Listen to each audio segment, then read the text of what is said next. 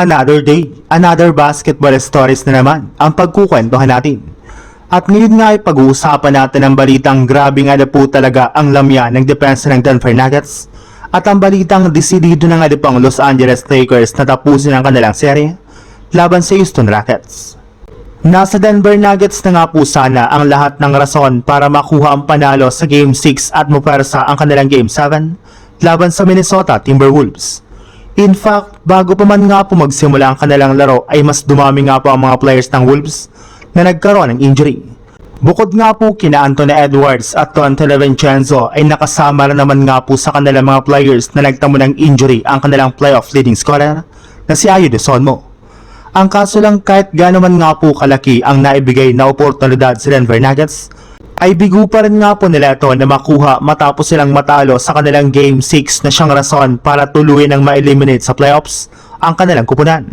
At dahil nga po sa pangyayari ay marami na nga po nagtatanong anyari nga ba sa Denver Nuggets bakit sobra pa rin silang nanlalamya laban sa napaka-undermanned na Minnesota Timberwolves.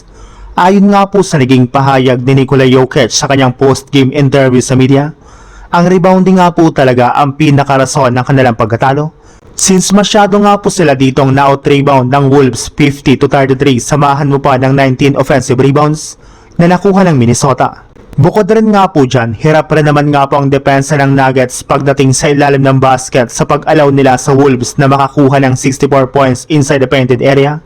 Kaya wala nga po talagang magagawa ngayon ang Nuggets kundi tanggapin ang kanilang pagkatalo.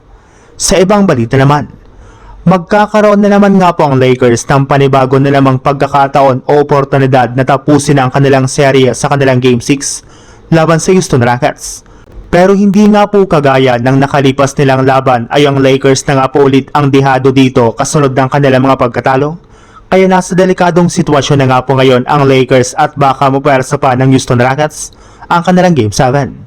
Ngunit mismong si Austin Reeves na rin naman nga po nagsabi na hindi nga po sila papayag na madumi na ulit sila ng Rockets sa kanilang Game 6. Sinabi nga po nito na hindi nga na po siya nagkaroon ng magandang performance last game ay dahil halos isang buwan nga po siyang natenga at hindi nakapaglaro na siyang nagkaroon ng negatibong epekto sa kanyang rhythm. Pero sisiguraduhin na rin naman nga po nito na magkakaroon na nga po siya ng mas magandang performance sa kanilang susunod na laban. Ilalabas na nga po niya dito ang kanyang 100% na lakas para lamang manalo ang Lakers at makaabante na nga po sila sa second round ng playoffs.